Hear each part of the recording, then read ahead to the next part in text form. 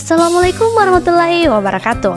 Halo guys, selamat datang di channel Edison Zona Pendidikan.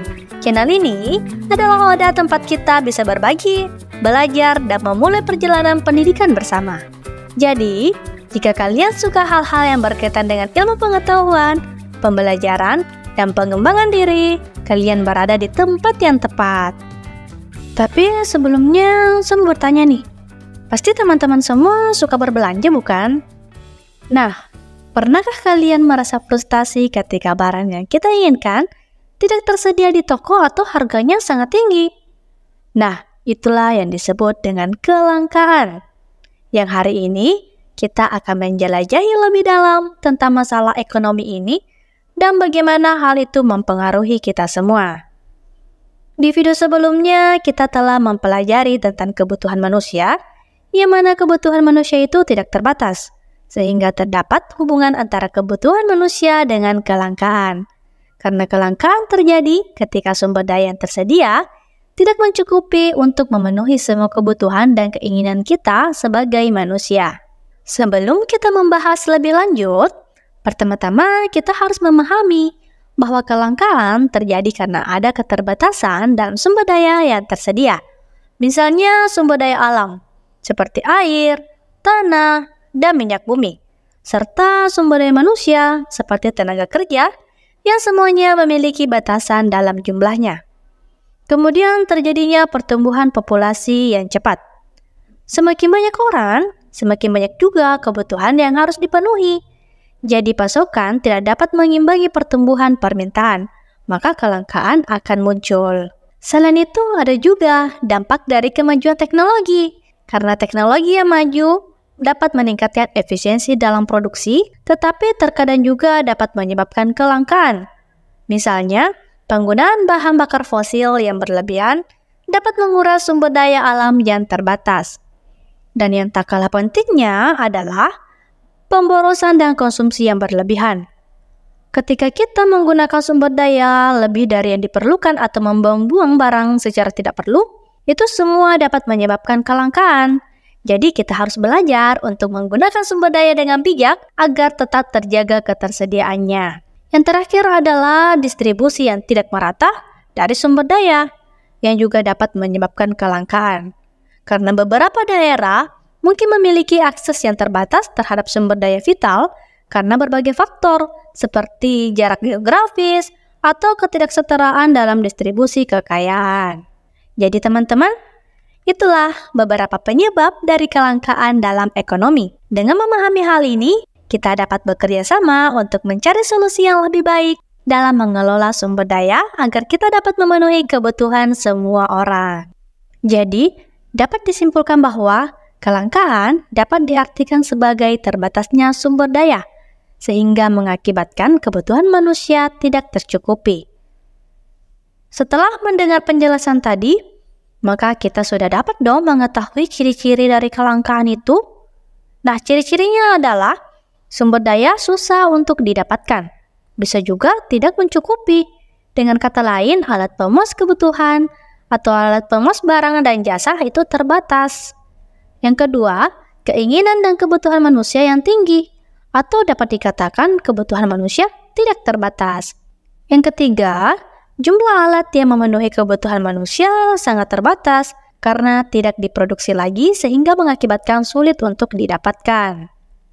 Yang keempat adalah harga permintaan yang melambung tinggi dibandingkan dengan harga biasa karena jumlahnya yang terbatas, sedangkan permintaan dari konsumen tinggi.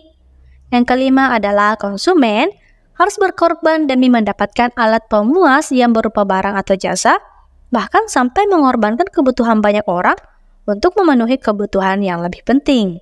Hal ini juga dapat kita lihat contohnya pada saat terjadi pandemi, di mana begitu banyak tantangan yang dihadapi oleh bangsa Indonesia yang kesulitan untuk memenuhi kebutuhan banyak masyarakat.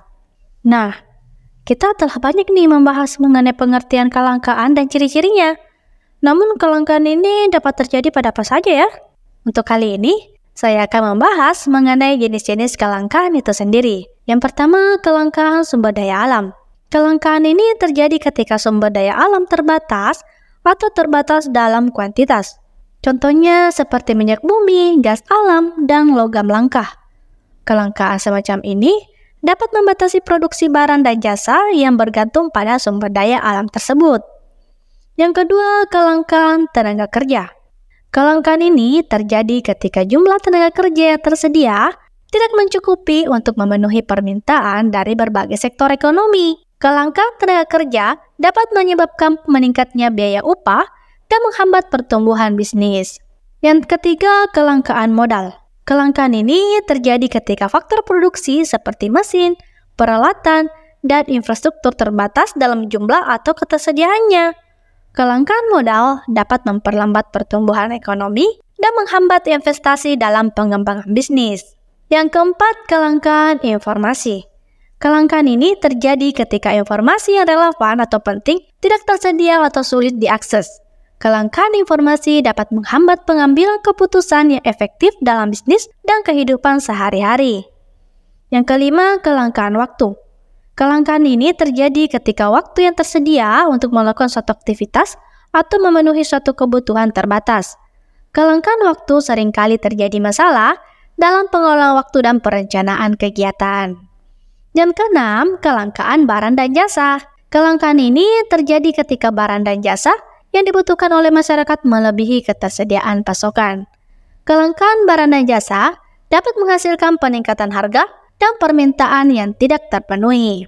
Jadi, dengan memahami jenis-jenis kelangkaan ini, dapat membantu kita dalam merancang kebijakan ekonomi yang tepat serta mengembangkan strategi untuk mengatasi tantangan yang terkait dengan kelangkaan dalam suatu perekonomian. Namun sebelumnya kita juga harus memahami dampak dari kelangkaan untuk membantu kita dalam merancang kebijakan ekonomi yang tepat. Nah, kira-kira apa saja sih dampak kelangkaan pada pemenuhan kebutuhan manusia? Yuk kita simak penjelasan berikut ini. Yang pertama adalah peningkatan harga. Ketika barang atau sumber daya langka, permintaan akan melebihi pasokan yang mengakibatkan terjadinya peningkatan harga. Ini disebabkan oleh kekuatan pasar dalam penawaran dan permintaan. Peningkatan harga ini dapat menyebabkan inflasi yang mempengaruhi daya beli konsumen dan kestabilan ekonomi. Yang kedua, pilihan dan prioritas. Kelangkaan memaksa individu, pebisnis, dan pemerintah untuk membuat pilihan tentang alokasi sumber daya yang terbatas. Ini menciptakan kebutuhan untuk memprioritaskan kebutuhan dan tujuannya, dan memilih alternatif yang paling bermanfaat atau efisien. Yang ketiga, perubahan investasi dan produksi. Kelangkaan dapat mengubah keputusan investasi dan produksi. Bisnis mungkin mengalihkan sumber daya mereka dari barang dan layanan yang kurang menguntungkan ke area yang lebih menguntungkan atau yang memenuhi kebutuhan yang mendesak. Ini dapat mengubah struktur industri dan menyebabkan perubahan dalam penawaran barang dan jasa. Yang keempat, inovasi dan pengembangan teknologi. Kelangkaan dapat mendorong inovasi dan pengembangan teknologi. Ketika sumber daya terbatas, ada insentif untuk menemukan cara baru untuk mendapatkan sumber daya yang ada secara lebih efisien atau untuk menciptakan alternatif baru yang tidak bergantung pada sumber daya yang langka. Yang kelima, ketidaksetaraan sosial dan ekonomi. Kelangkaan dapat memperburuk ketidaksetaraan sosial dan ekonomi. Masyarakat yang lebih mampu mungkin memiliki akses yang lebih baik ke sumber daya langka, sementara masyarakat yang kurang mampu mungkin menghadapi kesulitan dalam memenuhi kebutuhan dasar mereka. Yang keenam, krisis ekonomi. Jika kelangkaan tidak ditangani dengan baik, ini bisa menjadi pemicu krisis ekonomi. Krisis tersebut dapat meliputi penurunan produksi, pengangguran massal, dan ketidakstabilan ekonomi secara keseluruhan. Nah, sekarang kita sudah tahu nih, jenis-jenis dan dampak kelangkaan yang sangat mempengaruhi kehidupan kita. Sehingga hal ini mendorong manusia agar terus berupaya untuk memenuhi segala kebutuhannya.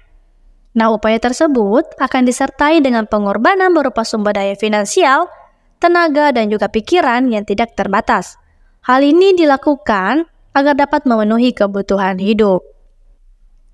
Agar upaya tersebut dapat berhasil secara maksimal, maka dibutuhkan rencana serta cara yang strategis guna menghindari atau mengatasi kelangkaan. Agar lebih jelasnya, Yuk kita simak bersama beberapa cara untuk mengatasi kelangkaan. Yang pertama, menghemat penggunaan sumber daya alam. Dengan cara mengurangi penggunaan sumber daya alam yang tidak perlu dan menggunakan sumber daya dengan bijaksana sehingga dapat membantu mengurangi kelangkaan. Yang kedua, menciptakan barang pengganti.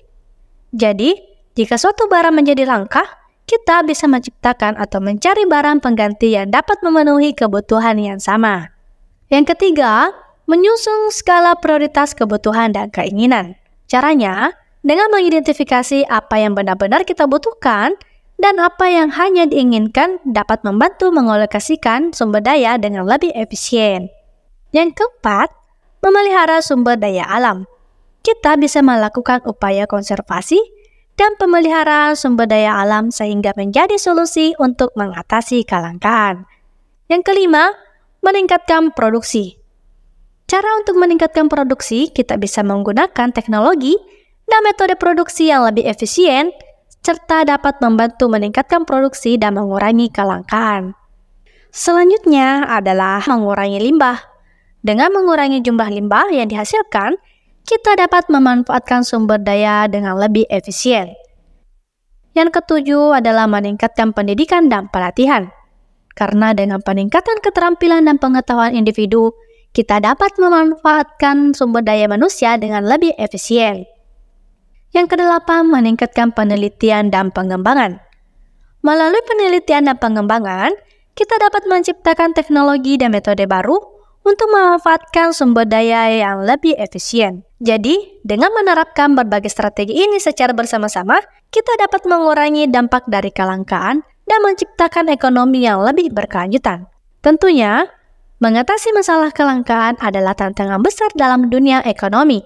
Namun dengan pendekatan yang tepat dan berkelanjutan, kita dapat mengurangi dampak kelangkaan dan menciptakan sistem ekonomi yang lebih berkelanjutan dan efisien. Dengan demikian, penting bagi kita semua untuk berpartisipasi dalam upaya ini, baik sebagai individu maupun sebagai bagian dari masyarakat yang lebih besar. Jadi, mari kita jaga dan kelola sumber daya yang kita miliki dengan bijaksana untuk masa depan yang lebih baik. Baiklah, itulah sedikit penjelasan tentang konsep kelangkaan dan strategi untuk mengatasinya. Semoga kita dapat membuat keputusan yang lebih bijaksana dalam mengelola sumber daya. Mengatasi kelangkaan bukanlah tugas yang mudah, tetapi dengan kerjasama dan komitmen, kita bisa mencapai tujuan ini. Jadi mari kita ingat bahwa setiap tindakan kecil yang kita lakukan dalam menjaga dan menggunakan sumber daya dengan bijaksana dapat membuat perbedaan besar untuk masa depan kita. Semoga informasi ini dapat memberikan wawasan baru dan berguna bagi kalian. Jangan lupa subscribe dan berikan pendapat atau pertanyaan kalian di kolom komentar ya. Serta mari kita terus belajar bersama di channel Eduzone. Terima kasih atas perhatian kalian. Sampai jumpa pada video berikutnya. Wassalamualaikum warahmatullahi wabarakatuh.